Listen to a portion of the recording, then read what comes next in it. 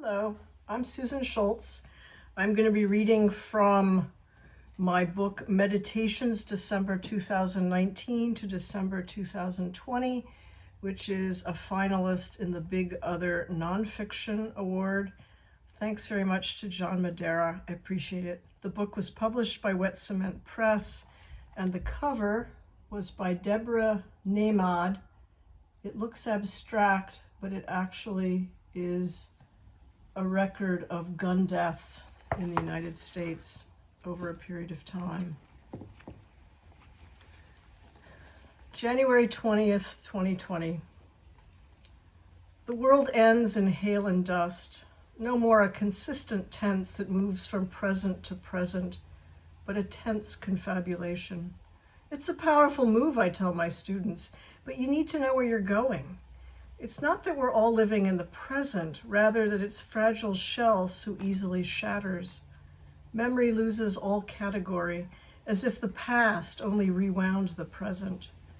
My mother confused my story with hers, my husband with hers. Who's to say we were not all on that plane? Huge orange dust storms sweeping toward us, enveloping our drone witness, bearing material prophecy in its grit.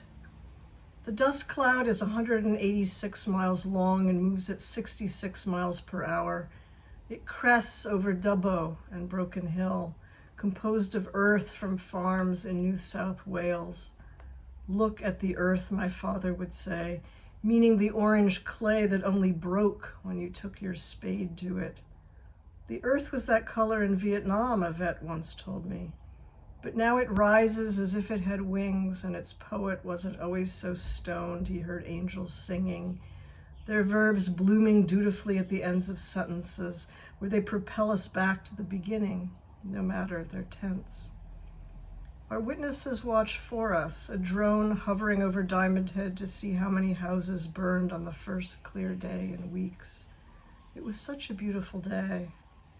Without my uttering the word, my students talk about mindfulness, this being in the present, being with, not coming after. Legions of bearded white men descend on Richmond with their guns. One chides a younger man for using the word masturbation. We're here to show our love for each other, he says, and the younger man avers, backing off. One wears a knitted American flag hat, the other an orange bandana. Love does not alter where it alteration finds, is bronzed like another horseman in another Instagram photo. Yesterday I saw Ronald Reagan on a horse, as still as a church mouse. The drone came back to the park like a boomerang, though after the third news story it's running in the present, coming back and back to spill its video record. She read out loud from To the Finland Station, sentences unspooling like Krapp's tapes, students giggling at their heft. At the Atocha station, I thought I saw old women selling bats on sticks, suspicious that Ashbery's poem was an act of realism, not experiment. There was a plaque for the intervening dead. Some species may be rendered extinct by the bushfires. To be going extinct, what tense is that? The continuous perishing.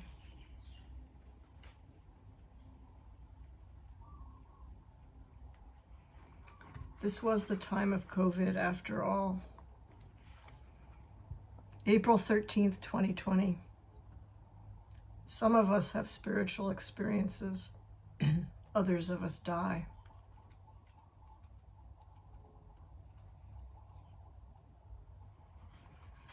This was also the time of George Floyd's murder.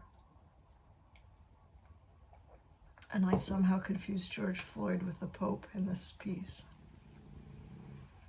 June 10th, 2020. There was that time St. Francis used a suspect 20 to buy seed at the corner store. The guy behind the register called the cops, who arrived under cover of sirens. They blocked his exit, pulled out their handcuffs, fingered their batons. But they noted that St. Francis was a white saint, his skin tan from all of his do-goodery in the city parks. He drove a beat-up Fiat, but the inspection sticker was current. Someone had seen him cross the street, but he stayed inside the crosswalk. His old ghetto blaster pumped out Gregorian chants, but not too loudly. Children loved them. A couple danced off to the side in the shade. The cops warned him about forgers, gave him his bird seed, and let him wander off to talk to pigeons and sparrows.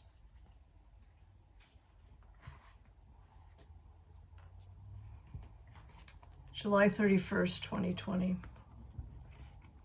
I have their ear and carry it with me. I whisper in it, harangue it, speak sweet nothings to it. When I walk my dog, I take it with me, as open to the air as is her nose. I put it in my pocket with a phone that keeps the time. The ear knows we're grievable, the dog and I, that we merit words spilled like water from a cemetery faucet. Take out the conditional, the active or passive verb, this sentence's false engine. The ear edits as it hears, with an ear to rendering sound sleek, not clotted. No judgment, just efficiency. The copy editing beauty requires to tune the fork.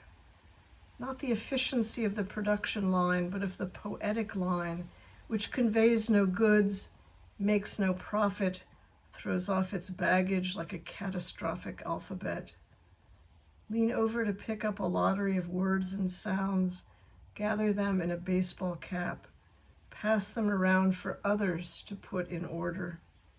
Something will come of it, if to come is to arrive at the ear's front porch. Ambient sound is all sirens and weed whackers, tires on Kahikili Highway, and mowers on the field out back, of palms and birds. As out of yesterday's television, a chorus of overcoming rolls through the living room and out the louvers. If we have another's ear, if we feed it Alice Coltrane, gently water it before the sun gets too hot, we can caress it as it cries. Pull the plug and let sounds circle, disappear, we hope, into a forgiving quiet. Thank you very much.